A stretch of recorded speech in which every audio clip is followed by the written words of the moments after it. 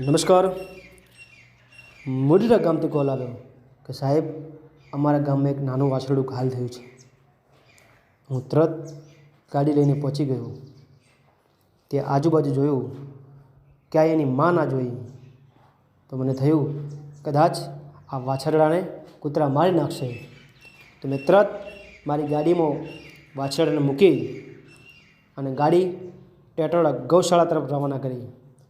ત્યાં મેં વાછરડાને સારવાર કરી ગૌશાળામાં અને રાત્રે હું પરત ફર્યો। જય ગૌ માતા, જય ગોપાલ।